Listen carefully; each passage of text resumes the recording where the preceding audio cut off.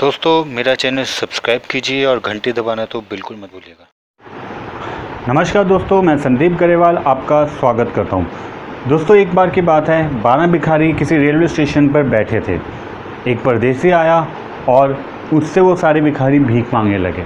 लेकिन उस परदेसी ने एक शर्त रखी और उसने ये शर्त रखी कि मैं भीख उसी को दूंगा जो सबसे बड़ा आलसी होगा।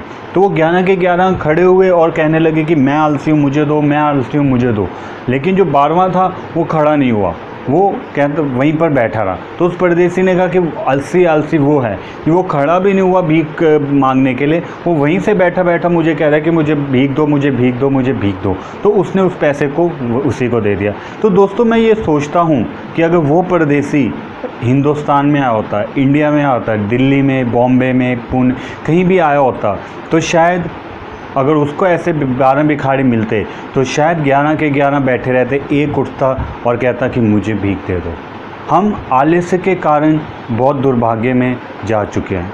हमारी इंडिया के लोगों की जो सबसे बड़ी प्रॉब्लम है या जो सबसे बड़ा दिक्कत है वो यही है कि हम आलस्य से भरे हुए हैं। हमें बचपन से सिखाया गया है कि ये सब मोह माया है, सब छोड़ो, कर्म करने की क्या ज़रूरत है, कर्म करके कर्मों में फंसोगे, फिर ये वो बहुत कुछ सिखाया गया है, जिसके कारण जो लोग हैं उन्होंने मेहनत करना ही छोड़ दिया है। हम अपना संसार को सुखी बनाना हो तो उसके लिए हमें श्रम करना पड़ता है, मेहनत करनी पड़ती है, उसके लिए हमें बीड़ा उठाना पड़ता है। लेकिन अगर आपने जीवन को सुख में नहीं बनाना तो जीवन जैसा है उसे चलने दीजिए, आपकी ज़िंदगी में कुछ भी नहीं होगा।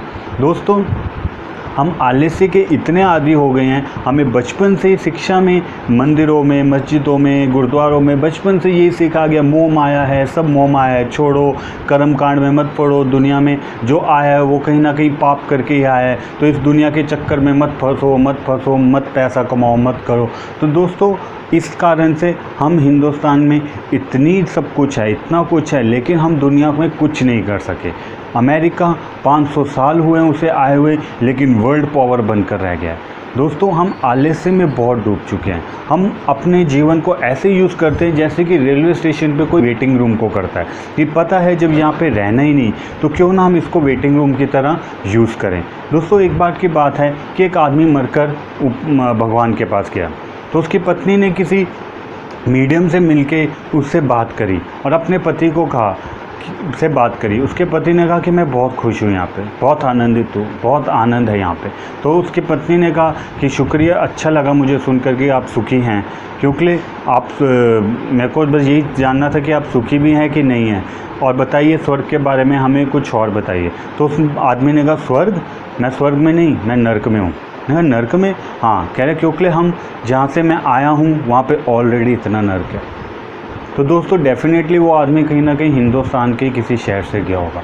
हमने यहाँ पे इतना नर्क अर्जित कर लिया, इतना नर्क अर्जित कर लिया कि इससे बड़ा नर्क दुनिया के किसी भी कोने में आपको नहीं मिलेगा। हम यहाँ आलस्य से भरे बैठे हैं। हम कहते हैं यार उस बंदे की किस्मत बड़ी अच्छी है क्योंकि उसका बाप उसके लिए बहुत सारी प्रॉपर्टियाँ बना गया, वो बैठ के किराया खा रहा है। हम मेहनत नहीं करना चाहते, हम मेहनत से भागते हैं। हमें लगता है कि जो मेहनत कर रहा है उसकी कहीं ना कहीं बुरे कर्म है और जो बैठ कर खा रहा है उसके अच्छे कर्म है। नहीं दोस्तों, जो मेहनत कर रहा है वो ज़िंदगी में कुछ ना कुछ कर जाएगा, जीवन को सुखमय बना देगा। लेकिन जो आलस्य से बैठा है, रेट ऑफ इंटरेस्ट खा रहा है, ये खा रहा है, वो खा रहा है, जिसने ज़िंदगी के कभी उतार चढ़ाव नहीं देखे, वो एक गोबर गणेश बनकर रह जाएगा, ज़िंदगी में कुछ नहीं करेगा। उसके सामने अगर दुख कभी आया तो वो तिलमिला जाएगा। वो ज़िंदगी के जब उसने दुखों से जूझना नहीं सीखा तो वो दुखों को नहीं झेल पाएगा, वो दुखों के सामने घुटने टेक देगा। लेकिन जिसने संघर्ष करना जाना है, जिसने मेहनत करनी जानी है, वो दुखों के आगे कभी नहीं घुटने टेकेगा, वो लड़ेगा, मरते दम तक लड़ेगा। तो दोस्तों मैं इस वीडियो के थ्रू आपको यही बताना चाहता हूँ कि आलस्य छोड़ें। काम करना हमारा कर्म है, भगवान ने हमें यहाँ भेजा है तो इस दुनिया को रहने लायक जगह बनाइए। इस दुनिया को ऐसे मत जाने दीजिए कि ये तो सब मोह माया है, छोड़ो, यहाँ रहकर क्या करना है, धन अर्जित करके क्या करना है, मेहनत करके क्या करना है, एक दिन तो सबने मर ही जाना है।